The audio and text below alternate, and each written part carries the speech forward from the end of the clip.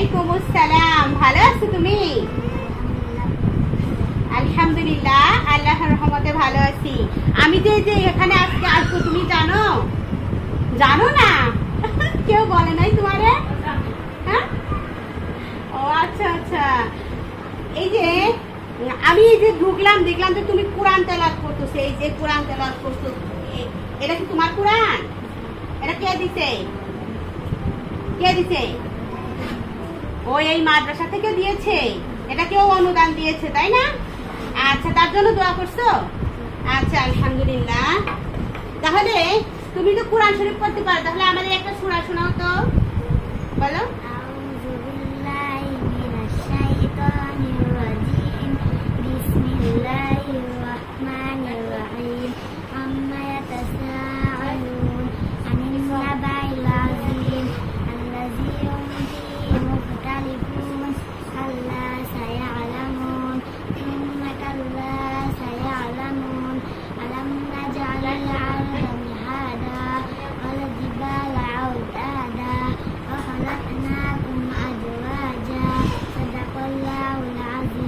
মাশাআল্লাহ মাশাআল্লাহ, অনেক সুন্দর তেলাওয়াত করছো।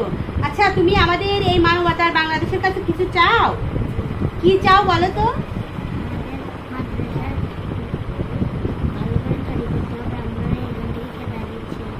ও, তোমাদের এখান থেকে খেদাই দিচ্ছে। এখন একটা পড়ার জায়গা তোমাদের লাগবে, তাই না? ও, দেখো এই মেয়েগুলো তো আমাদের কাছে কোনো একটা জিনিসও তো চাইতে পারতো, অথচ তারা চায়নি।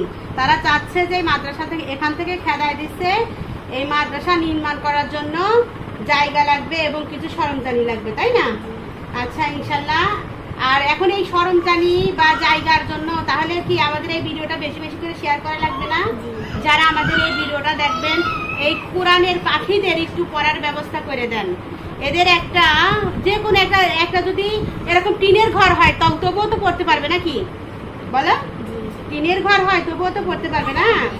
আচ্ছা, ইনশাল্লাহ। তাহলে কি বলো, ওনাদের কাছে বলে দাও যে আমাদের এই ভিডিওটা একটু বেশি বেশি করে শেয়ার করে দেন, বলো,